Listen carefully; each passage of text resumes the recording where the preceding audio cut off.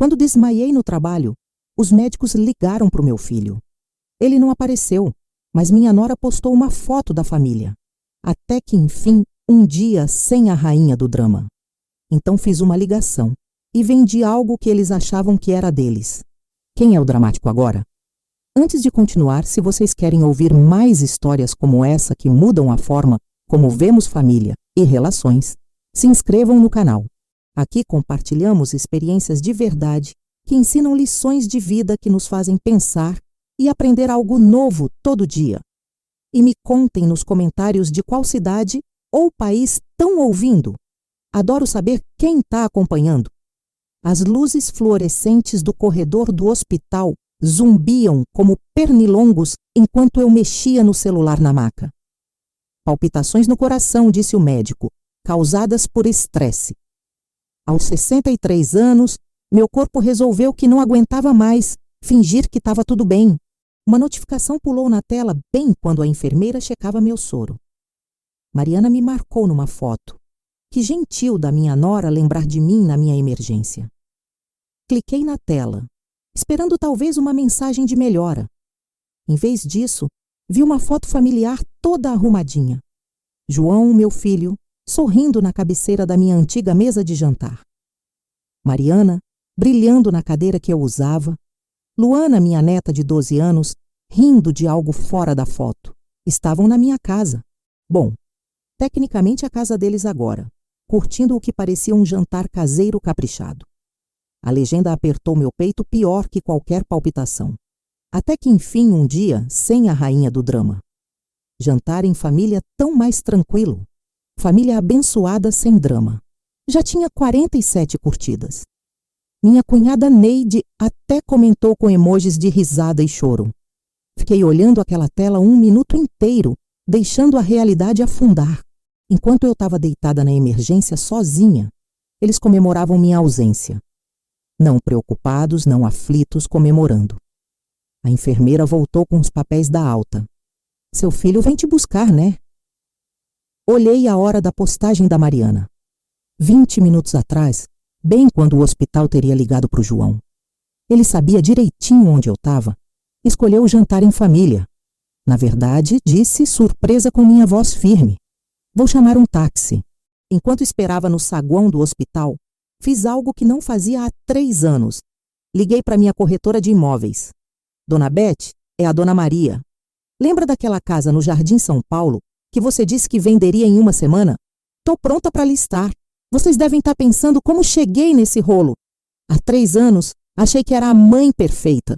No fim, era a boba perfeita. Como a maioria das histórias de traição na família, começou com boas intenções e terminou comigo descobrindo quanto valia para quem eu mais amava. Tudo começou depois do enterro do Zé. Meu marido de 35 anos deixou a casa, o seguro de vida e uma poupança para viver confortável. Eu tinha 60, recém-viúva, e de repente muito sozinha numa casa de 4 quartos, que parecia imensa sem a risada dele enchendo os cômodos. João foi tão atencioso nas primeiras semanas. Passava todo dia, às vezes com Mariana e Luana, trazendo compras e vendo como eu estava. Pensei que o luto estava nos unindo. Mãe, você não devia ficar sozinha nessa casa grande, disse uma tarde na varanda. Não faz bem. Mariana concordava com pena. Tantos recuerdos por aí, deve ser pesado. Agradeci a preocupação. A casa às vezes parecia grande demais. E se a gente se mudar para cá por um tempo, só até você decidir o que fazer a longo prazo? Luana poderia ficar na mesma escola, e você não ficaria sozinha. A ideia parecia ideal. Eu iria para um AP pequeno por perto, deixaria eles cuidarem da casa, e ainda teria minha família por perto. Seria só por um tempo, garantiu Mariana. Até a gente juntar grana para um lugar nosso. Talvez 1 ano no máximo. Devia ter desconfiado quando João começou a falar de IPTU e custos de manutenção. Como a casa era um peso financeiro para mim com renda fixa. Como se o seguro e os investimentos do Zé não garantissem que eu estava tranquila financeiramente. Em 6 meses, eles se mudaram de vez. Aluguei um AP de 1 quarto do outro lado da cidade, pagando aluguel enquanto eles moravam sem hipoteca, na casa que o Zé e eu levamos décadas para quitar. Mas o que eu não sabia então, eles planejaram isso desde o começo. Enquanto eu chorava, eles redirecionavam meu correio para o endereço novo para me ajudar com assuntos. Extratos do banco, ofertas de cartão, avisos de investimentos, tudo começou a ir para minha antiga casa, onde eles filtravam o que eu via. O temporário virou 2 anos, depois 3. Toda vez que falava deles saírem, vinha uma crise nova. O emprego do João instável, Mariana grávida, alarme falso. Mas já planejavam um quarto de neném, Luana com dificuldade na escola. Comecei a me sentir uma estranha na minha antiga casa.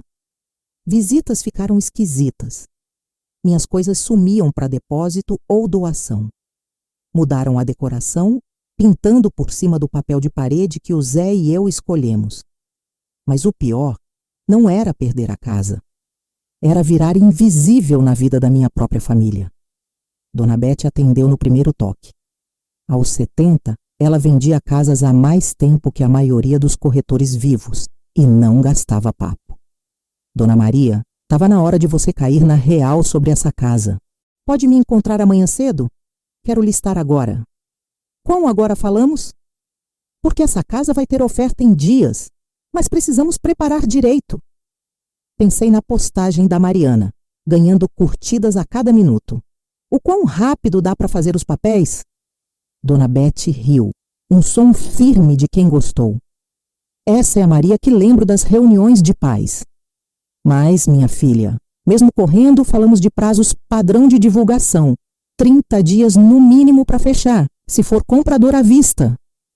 A realidade bateu. Não ia ser o despejo dramático do mesmo dia que sonhei, mas talvez melhor. Melhor era mais caprichado. Tá bom. Mas, Dona Bete, preciso de sigilo total, até listar, e entender minha situação legal. Mulher esperta. Vou trazer minha amiga advogada, Patrícia Mendes. Ela é especialista em briga de família por imóvel. No dia seguinte, Dona Bete chegou no meu AP com Patrícia, uma mulher de olhos vivos, uns 50 anos, que exalava competência. Dona Maria, começou Patrícia, espalhando papéis na minha mesinha de cozinha.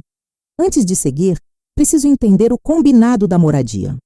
Teve algum contrato de aluguel, pagamento registrado? Não, era só família, ajudando família. Patrícia trocou o olhar com Dona Bete.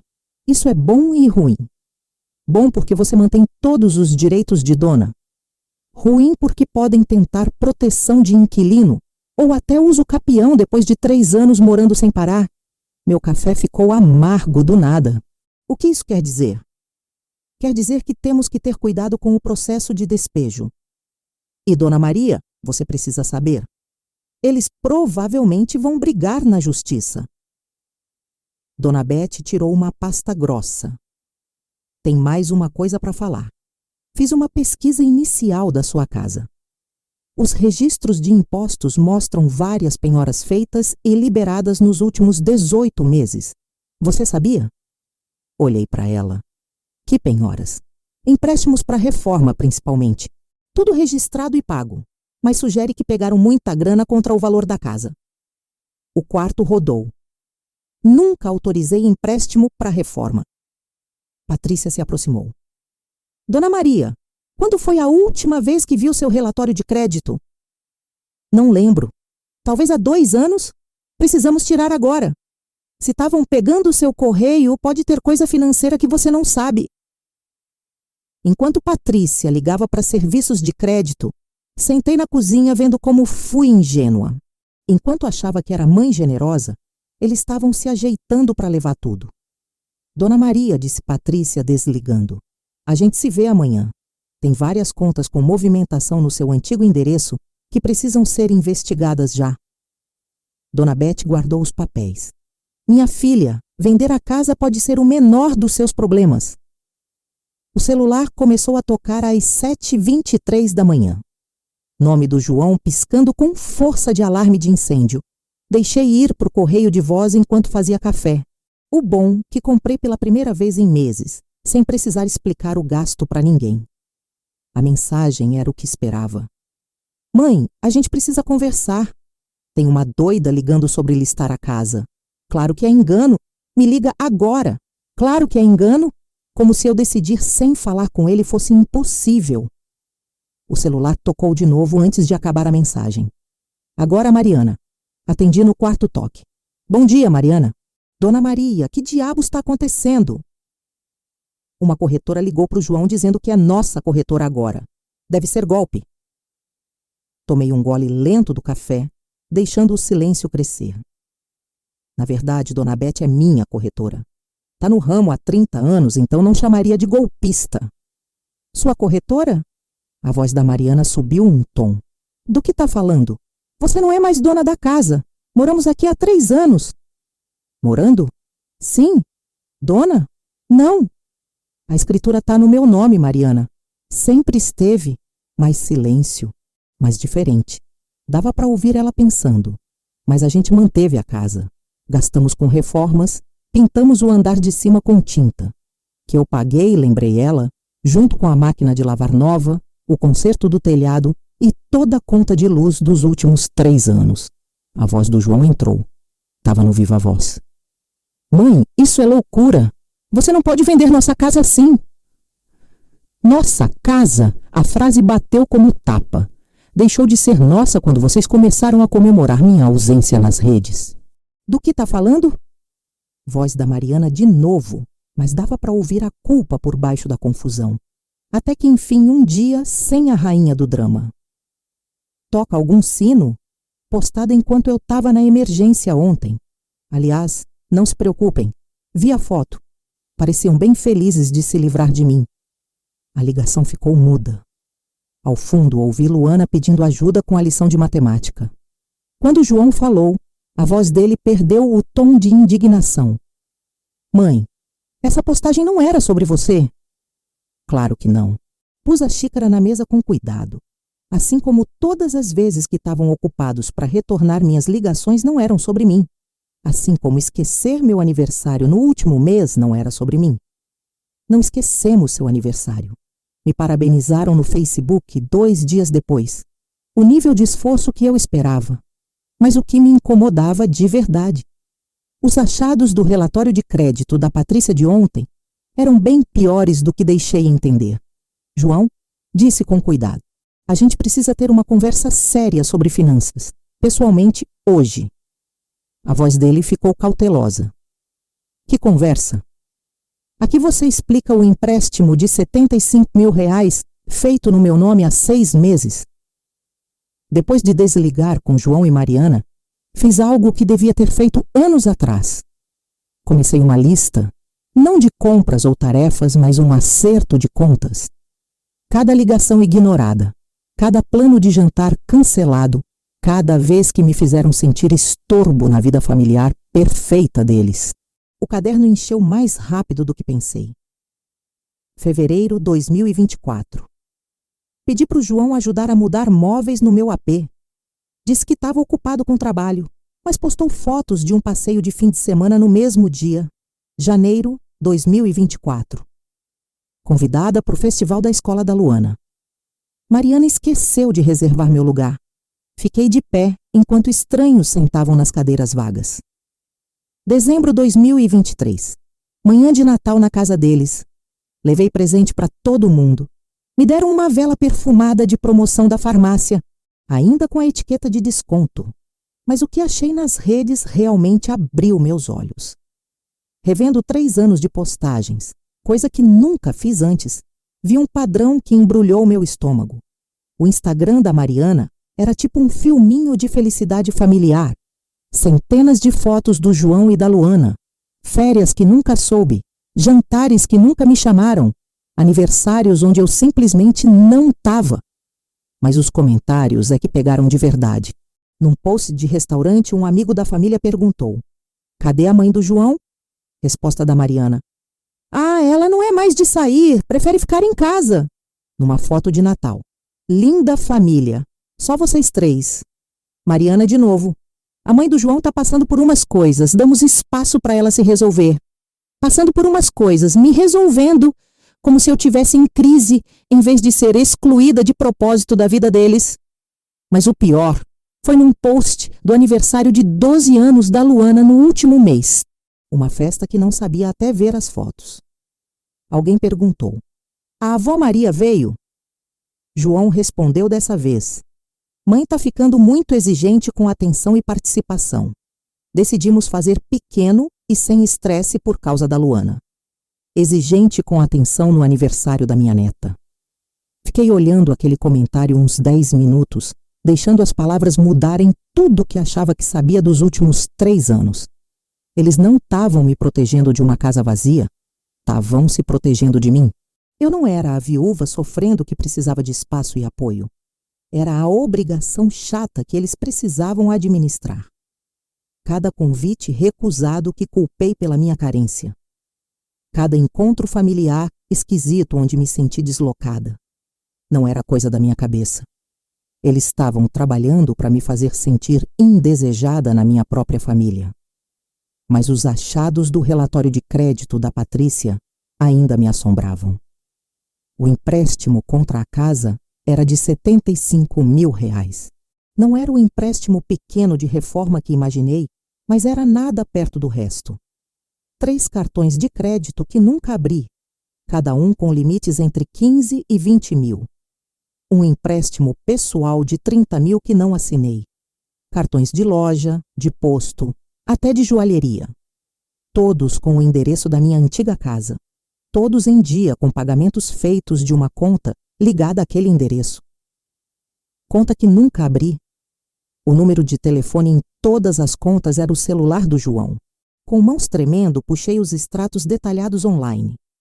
Os gastos pintavam uma vida que eu bancava, sem saber há mais de 18 meses. Assinatura de yoga da Mariana, 2 mil por mês. Academia e personal do João, 3.500 por mês. Aulas de tênis particulares da Luana, 4 mil por mês. Aulas que ela nunca falou. Restaurantes que nunca ouvi, milhares por mês. Compras de roupa de marca, spa, viagens de fim de semana. E achei os gastos das férias de dezembro de 2023. 80 mil num resort em Florianópolis, cobrados enquanto passei o Natal sozinha, porque estavam mantendo tranquilo aquele ano. Mas o gasto que me deixou mal foi de joalheria, 32 mil, feito no dia que estive no hospital. Enquanto eu estava na maca com dor no peito, João comprava joias. O rastro mostrava que estavam roubando minha identidade há 18 meses, mas o desvio do correio já rolava há 3 anos, desde logo após o enterro do Zé, quando me ajudavam mandando documentos importantes para o endereço deles, para não me sobrecarregar no luto. Cada extrato de banco, oferta de cartão, aviso financeiro era interceptado e filtrado. Eles escolhiam o que eu via enquanto viviam de contas falsas no meu nome. Imprimi tudo, cada extrato, cada gasto, cada assinatura falsificada que passou por minha. Às 5 da manhã, tinha uma pasta grossa o bastante para engasgar um cavalo, documentando como meu filho e nora roubavam enquanto me faziam sentir grata pela atenção deles. Mas tinha algo mais no relatório de crédito que gelou meu sangue. Consultas. Várias consultas de escritórios de advocacia, instituições financeiras e algo chamado Serviços de Avaliação de Cuidado a Idosos. Não estavam só roubando, estavam montando um caso. Dona Beth chegou às 8 da manhã com café e Patrícia Mendes. "Dona Maria", disse Dona Beth, olhando minha cara. "O que achou?" Entreguei a pasta para Patrícia. Parece que banquei o estilo de vida deles por 18 meses sem saber. Mas tem mais. Patrícia folheou com a prática de quem já viu isso. Roubo de identidade, fraude de crédito, falsificação. "Dona Maria, isso é crime, mas o padrão de consultas sugere algo bem diferente." "Que tipo de coisa?" "Eles consultaram advogados de direito de idosos e assessores financeiros. Parece preparação para curatela." O quarto girou. Planeavam me declarar incapaz. Meu celular tocou. Neide, minha cunhada, retornando uma ligação que fiz antes. "Dona Maria, que alívio te ouvir. Tô preocupada desde que soube dos processos. É verdade o que João tá falando por aí?" "O que João tá falando?" A voz dela ficou desconfortável. "Ele diz que você teve um colapso, que está fazendo acusações falsas por luto e confusão. Diz que está paranoica e por isso tentavam te ajudar com cuidado profissional. Aí estava a narrativa que preparavam. Qualquer coisa que eu dissesse seria jogada fora como delírio de uma viúva confusa, talvez incapaz. Neide, você precisa saber que tudo que descobri está documentado e checado. Extratos de banco, assinaturas falsas, contas fraudulentas. Isso não é confusão nem luto. É abuso financeiro criminoso. Acredito em você, minha filha. E Dona Maria, desculpa por não ter falado antes quando vi coisas estranhas. Que coisas? O jeito que falavam de você nas reuniões de família. Como te faziam parecer um peso que eles seguravam com heroísmo. Como pegavam ligações para você dizendo que estava frágil demais para assuntos de família. Depois de desligar, olhei para Patrícia. Eles estavam armando essa história há meses, né? Padrão clássico. Isolar a vítima, controlar a narrativa, depois chegar como parentes preocupados que precisam de autoridade legal para proteger alguém claramente incapaz. Ela me deu outro documento. A audiência de guarda temporária está marcada para amanhã. Com prova de abandono de menor e crimes financeiros, tenho certeza que conseguimos a guarda temporária da Luana. Olhei para minha neta, que ouvia tudo com cara séria de quem é bem mais velha que 12. Vó Maria disse baixinho, não quero voltar para lá. Não até eles pararem de mentir sobre tudo. 6 semanas depois de abrir os processos, a venda da casa fechou. Dona Beth achou compradores à vista que pagaram o preço pedido depois de uma disputa rápida. Casas com vendedores motivados vendem rápido quando o preço está certo. De pé na sala vazia pela última vez, senti uma mistura esquisita de tristeza e liberdade. Essa casa guardava 35 anos de memórias com Zé. Mas os últimos 3 anos sujaram essas memórias com manipulação e roubo. Luana andou pelos quartos vazios, passando os dedos nas paredes onde marcávamos a altura dela em idades diferentes. Tá estranho ver vazio, disse. Tudo parece diferente, sem móveis e mentiras enchendo, respondi, o que a fez sorrir mesmo sem querer. Os compradores, um casal jovem com gêmeos pequenos, ficaram encantados com a história familiar e a construção sólida da casa. Não sabiam que compravam prova de vários crimes. Dona Beth me deu o cheque com um sorriso satisfeito. 4 milhões de reais, menos custos de fechamento. Nada mal para uma venda motivada. Era surreal segurar um cheque que era a minha liberdade. Não só financeira, mas liberdade da teia de manipulação que me prendeu por 3 anos. Meu celular vibrava com atualizações da Patrícia. A promotoria tratava isso como um caso grande de abuso contra idoso, em parte pelo valor alto e em parte pela fraude sistemática que sugeria um padrão que podia alcançar outras vítimas. Mas o lance mais interessante veio de uma fonte inesperada. O detetive do caso achou algo preocupante nos registros financeiros do João e da Mariana. Dona Maria ligou o detetive Rodrigues para explicar. Achamos prova que seu filho e Nora pesquisaram muito a morte do seu marido. Registros médicos, pagamentos de seguro, documentos de herança. Mapearam toda a sua situação financeira semanas depois do enterro. A frieza disso embrulhou meu estômago. Enquanto eu sofria, eles planejavam. Tem mais, achamos rascunhos no computador deles. Um pedido de curatela datado de 8 meses atrás. Iam apresentar no próximo mês. Bem quando você estaria mais isolada e pareceria mais confusa para os outros. O que parou eles? Você. Ao lutar em vez de aceitar a história deles, bagunçou o plano. Agora, em vez de parecerem parentes preocupados querendo ajudar uma incapaz, parecem bandidos pegos no flagra. Naquela tarde, Luana e eu sentamos na varandinha do meu AP, vendo o pôr do sol e comendo pastel de feira, coisa que na casa dos pais dela exigiria reunião familiar para decidir. Vó Maria, posso te perguntar uma coisa? Claro, minha filha. Meus pais vão para a cadeia? Pensei como responder com verdade sem machucar mais. Eles vão enfrentar consequências pelo que fizeram? O tipo de consequência depende se assumirem a responsabilidade ou continuarem mentindo. Ela assentiu séria. Tomara que aprendam alguma coisa. Eu também, minha filha. Eu também. Meu celular vibrou com uma mensagem de número desconhecido. Sou Mariana. Precisamos conversar. Tem coisas dessa situação que você não entende. Mostrei a mensagem para Luana, que leu e revirou os olhos com um jeito de quem já ouviu explicações manipuladoras demais na vida curta. Vai responder? O que acha que devo fazer? Luana pensou um instante. Acho que quem rouba grana em mente não merece exigir conversa. 12 anos e já mais esperta que os pais. A revelação que mudou tudo veio da fonte mais inesperada, Janaína, irmã afastada da Mariana, de Recife. Ela me ligou numa terça-noite, 3 meses depois dos processos. Quase não atendi o número desconhecido, mas algo me fez pegar. Dona Maria, sou Janaína, irmã da Mariana. Por favor, não desligue. Vi as notícias sobre os processos e preciso te contar uma coisa importante. Conheci Janaína umas 2 vezes em todos os anos do João e da Mariana juntos.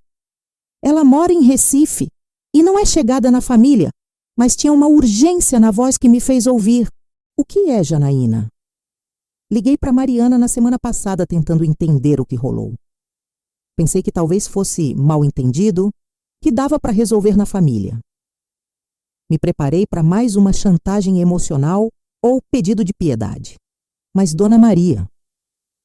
Na conversa, Mariana falou coisas que me fizeram ver que não era mal entendido. Contou detalhes do plano deles que acho que não queria dividir. Meu sangue gelou. Que plano? Ela estava brava, sem pensar direito, e disse que você forçou eles a agir ao brigar, que planejavam esperar mais para começar o processo de curatela, mas seu jeito dramático fez eles se apressarem. Ela admitiu que planejavam curatela mais que isso. Disse que consultavam advogados há meses sobre como documentar sua suposta queda mental. Falou de gravações suas parecendo confusa em ligações, fotos suas desarrumada em eventos de família, depoimentos de vizinhos sobre comportamento estranho. O jeito organizado disso me deixou mal. Janaína, por que está me contando isso? Pausa longa. Porque há 15 anos, Mariana fez algo parecido com nossa avó. Meu coração parou. Vó Rosa tinha 82. Vivia sozinha, cabeça afiada, mas tinha grana, uns 2 milhões em poupança mais a casa. Mariana se mudou para ajudar depois de uma queda leve. Em 1 ano, vó estava num asilo com demência. E Mariana tinha procuração de tudo. O que aconteceu com a grana? Sumiu. Tudo. Mariana disse que foi para gastos médicos e cuidados, mas os números nunca bateram. Quando vó morreu 2 anos depois, não sobrou nada. A família estava muito magoada e com culpa para investigar direito. A voz da Janaína rachou. Devia ter te avisado anos atrás. Devia ter falado quando soube que João casou com ela, mas achei que era engano, talvez coincidência. Janaína, você toparia dar uma declaração jurada sobre a história da sua avó? Com certeza. E Dona Maria tem mais. Guardei uns papéis da avó depois que morreu, registros financeiros que não faziam sentido na época. Acho que podem ajudar seu caso. Depois de desligar, sentei na cozinha olhando o celular. Isso não era só sobre grana ou casa. Era uma predadora que achou o terreno perfeito para caçar. Parentes idosos que confiam na família e não esperam ser destruídos por quem diz amar. Liguei para Patrícia na hora. Patrícia, precisamos ampliar a investigação. Não é a primeira vítima do João e da Mariana. O caso que achava que era de traição familiar e roubo financeiro virou algo bem mais escuro. Um padrão de abuso contra idosos que destruiu pelo menos 2 vidas e só parou por acaso quando lutei em vez de aceitar o papel de vítima que me deram. Algumas brigas são por dinheiro, outras por justiça. Mas algumas são porque se você não brigar, outros vão sofrer o mesmo. Essa virou às 3. 18 meses depois, tô sentada na varanda da minha casa nova em Paraty, Rio de Janeiro, vendo minha neta montar uma casinha na árvore com o neto do vizinho. Os processos criminais acabaram no último mês. João se declarou culpado de roubo de identidade, fraude, e abuso contra idoso em troca de 2 anos de cadeia e restituição total de 1,27 milhão de reais. O total roubado depois que rastrearam todas as contas falsas. Mariana pegou 18 meses de serviço comunitário depois que o advogado dela disse que seguia o João. Mas o depoimento da Janaína sobre a avó delas deixou esse argumento menos convincente. A investigação que começou com o meu caso levou a processos no caso da tia Margarida também. A herança dela recuperou quase 800 mil reais transferidos para as contas do João e da Mariana meses antes da morte dela. Justiça atrasada, mas não negada. A restituição levou mais de 1 ano, exigindo venda de itens de luxo comprados com grana roubada, penhora de salários do João em programas de trabalho na prisão e um gravame contra qualquer imóvel que conseguissem no futuro. Recuperei uns 60% do que roubaram, que Patrícia disse que era acima da média para esses casos. Mas o mais satisfatório não foi a grana. Foi ver a história que eles armaram desmoronar sob investigação. Cada pessoa que convenceram que eu estava ficando incapaz teve que encarar que eu liderei processos legais complexos, vendas de imóvel e denúncias criminais. Você não faz isso com a cabeça ruim? Luana mora comigo agora de vez. A audiência de guarda mostrou que João e Mariana deixaram ela com amigos ou parentes por longos períodos, pelo menos 6 vezes, incluindo as férias em Florianópolis e várias viagens de fim de semana pagas com cartões falsos. O juiz não gostou de pais que botavam viagem de luxo acima de incluir a filha nas coisas da família. Ela está brilhando aqui. Escola nova, amigos novos e o mais importante, adultos que não mentem para ela nem usam ela como arma contra outros parentes. Está em terapia. Nós duas, aprendendo a ter relações honestas depois de sobreviver a um engano organizado. A casa que o seguro do Zé comprou tem 3 quartos, 2 banheiros e terreno suficiente para Luana ter a infância que merece. Fez amigos cujos pais gostam de verdade de me ter por perto, o que foi uma surpresa depois de anos sendo tratada como estorvo. Trabalho voluntário no Centro Regional de Prevenção de Abuso contra Idosos agora, ajudando outros a verem os sinais de exploração financeira. É de cortar o coração como essas histórias são comuns e como muitas vezes os abusadores são da família, usando confiança e amor para lucrar. Às vezes me perguntam se me arrependo de como tudo saiu, se queria ter feito diferente. A resposta é simples. Me arrependo de levar 3 anos para perceber o que rolava. Me arrependo de deixar o comportamento deles rolar, aceitando o combinado temporário, em vez de botar limite claro desde o começo. Mas não me arrependo de lutar. Não me arrependo de recusar a história deles que eu era dramática, exigente ou incapaz. Não me arrependo de proteger minha neta de pais mais interessados em bancar um estilo de vida do que cuidar dela. O que tenho agora é algo que esqueci que existia. Paz sem desculpa. Paz de verdade. Não aquela falsa que vem de evitar briga a qualquer custo, mas a satisfação funda de saber que não fui vítima de ninguém. João liga de vez em quando da prisão, geralmente querendo algo.